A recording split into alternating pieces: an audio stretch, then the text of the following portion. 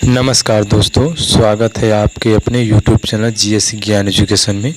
दोस्तों, आज हम सभी पढ़ेंगे निर्वाचन यानी इलेक्शन।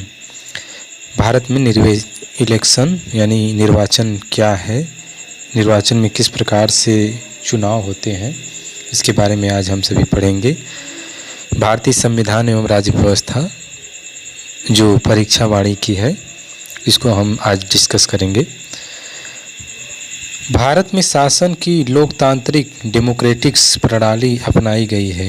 निर्वाचन लोकतंत्र का आधार होता है। भारतीय संविधान में लोकसभा तथा राज्यों की विधानसभाओं का निर्वाचन वयस्क मताधिकार के आधार पर कराए जाने का प्रावधान है। देश के हर नागरिक को जिसकी आयु 18 वर्ष से कम ना हो और जो किसी विधि के अधीन अनिवास, नॉन रेजिस्टेंस, चित्रविकृति, अपराध या भ्रष्ट आचरण के आधार पर अन्यथा अयोग्य ना हो, ऐसे किसी निर्वाचन में मतदाता के रूप में मतदाता सूची में अपना नाम दर्ज कराने का अधिकारी है। संविधान के अनुच्छेद 326 में उल्लेखनीय है कि भारत में मत देने का अधिकार और निर्वाचित होने का अधिकार एवं विधिक वैधानिक अधिकार है, न कि संवैधानिक या मूल अधिकार, क्योंकि इसका उल्लेख संविधान में नहीं है। वस्तुतः निर्वाचन संबंधी प्रावधान संविधान के भाग 15 अनुच्छेद 324 से लेकर 329 क में दिया गया है, किंतु भाग 15 में लोकसभा तथा राज्य विधानसभा के निर्वाचन से संबंधित प्रावधानों का विस्तार पूर्वक उल्लेख नहीं किया गया है, अपितु केवल निर्वाचन की विधि और निर्वाचन आयोग उसके अधिकारों, शक्तियों एवं कृति के रूप में मोटे तौर पर प्रावधान किए गए हैं।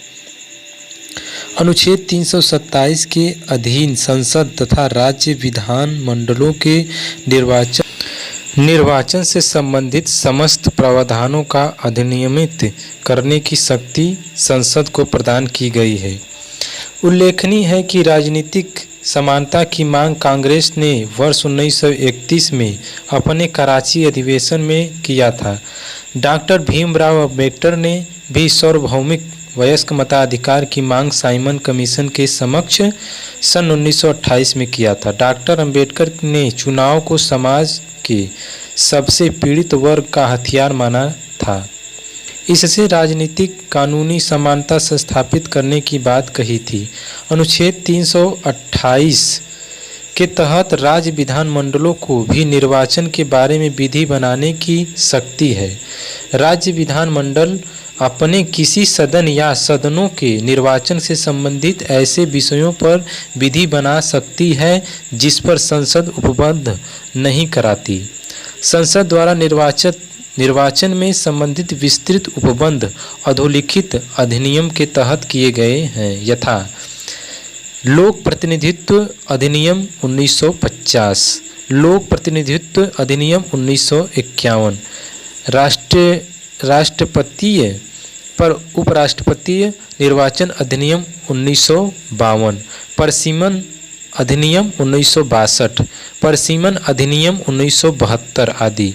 उपयुक्त अधिनियमों के अतिरिक्त समय समय पर बनाए गए विभिन्न नियमों एवं आदेशों के द्वारा भी निर्वाचन व्यवस्था का अमल में लाया जाता है। परीक्षा से दृष्टि से पूछे गए कुछ क्वेश्चन हैं के तहत जो पूछे जा सकते हैं, इसको हम देख लें। भारतीय संविधान के किस अनुच्छेद के तहत चुनाव आयोग के बारे में प्रावधान है? तो भारतीय संविधान के अनुच्छेद 324 के तहत चुनाव आयोग के बारे में प्रावधान दिया गया है। भारत की निर्वाचन प्रणाली किस देश की निर्वाचन प्रणाली के समरूप है? तो ब्रिटेन की निर्वाचन प्रणाली के समरूप है। निर्वाचन आयोग की स्थापना कब की गई थी? 25 जनवरी 1950 को। भारत में संसद तथा राज्य विधानमंडलों के चुनाव संपन्न कराने की शक्ति किस संवैधानिक निकाय में निहित है? निर्वाचन आयोग में निहित है। भारत के मुख्य निर्वाचन आयोग की नियुक्ति कौन करता है? तो राष्ट्रपति करते हैं। मूल संविधान में आम चुनावों के लिए मतदाता की न्यूनतम आयु कितनी है? तो 21 वर्ष। मूल संविधान में आम चुनावों के लिए मतदाता की न्यूनतम आयु कितनी है? तो 21 वर्ष। मुख्य चुनाव आयुक्त की पदावधि होती है 6 वर्ष या 65 वर्ष की आयु तक, जो पहले पूर्ण हो। भारत में सार्वजनिक मताधिकार के आधार पर प्रथम आम चुनाव कब हुआ था? तो 1952 में हुआ था। भारत में सर्वप्रथम महिलाओं को मताधिकार कब प्राप्त हुआ? तो 1926 में। भारत में सर्वप्रथम महिलाओं को मताधिकार कब प्राप्त हुआ था? तो 1926 ईस्वी में। निर्वाचन आयोग, इलेक्शन कमीशन। भारतीय संविधान के अनुच्छेद 324 के तहत निर्वाचन आयोग के बारे में उपबंध दिया गया है।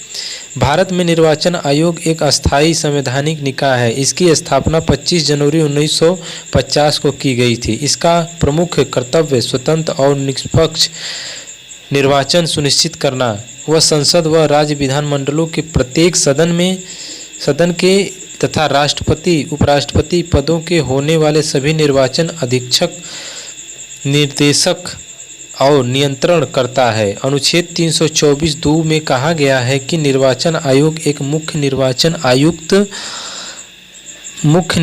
आयुक्त तथा कुछ अन्य निर्वाचन आयुक्त होंगे, जिनकी संख्या राष्ट्रपति समय समय पर निर्धारित करेगा।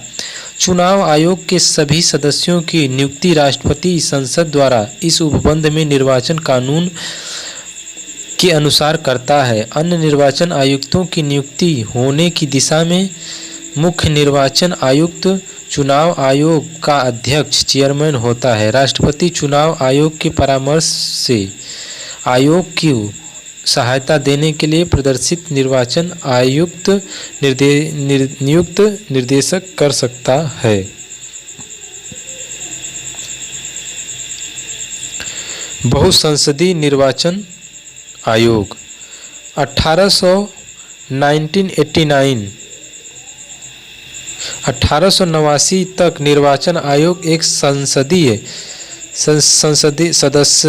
सदस्यीय 16 अक्टूबर 1989 को राष्ट्रपति के निर्वाचन द्वारा 2 अन्य निर्वाचन आयुक्तों की नियुक्ति का प्रावधान किया गया। प्रावधान के तहत श्री S.M. धनोवा और श्री V.S. सैगल को निर्वाचन आयुक्त नियुक्त किया गया, लेकिन सरकार के इस निर्णय की तीव्र आलोचना के कारण यह अधिनियम निरस्त कर दिया गया और 1 जनवरी 1990 से निर्वाचन आयोग पुनः एक सदस्यीय हो गया। यद्यपि S.S.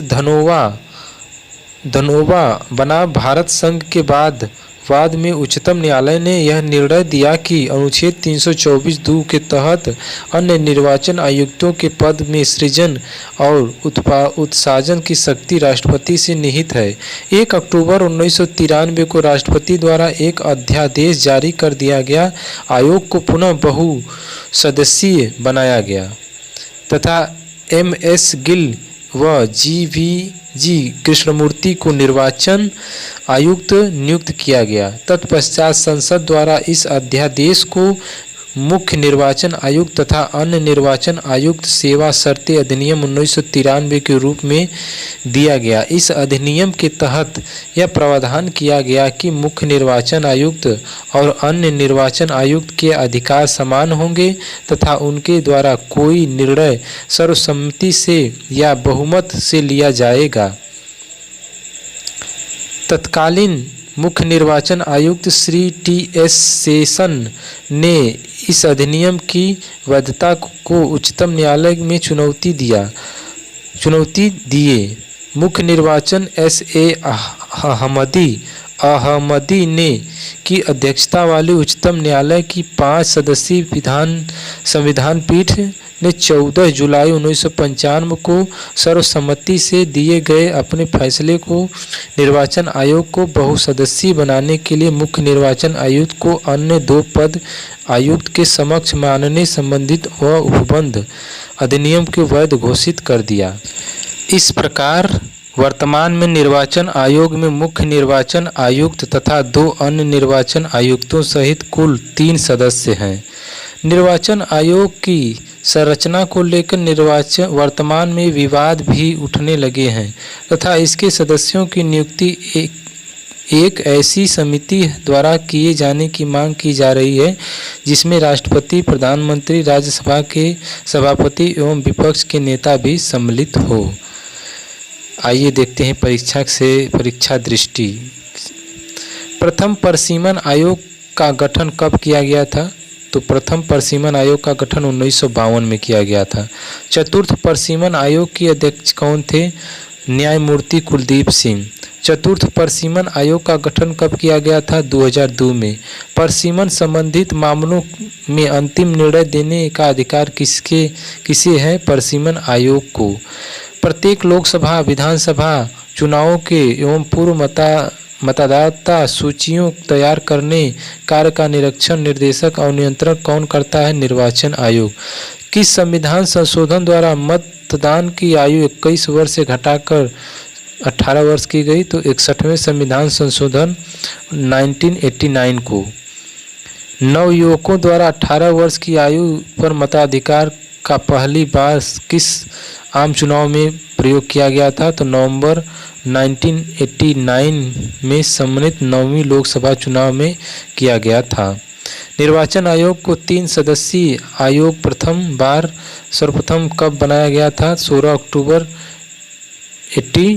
1989 को। पहली बार जब चुनाव आयोग बहुसदस्यीय बनाया गया तो उस समय भारत के मुख्य निर्वाचन आयुक्त कौन थे? RVS पैरी शास्त्री। राजनीतिक दलों द्वारा राज्य स्तरीय या राष्ट्रीय दलों के रूप में मान्यता कौन प्रदान करता है?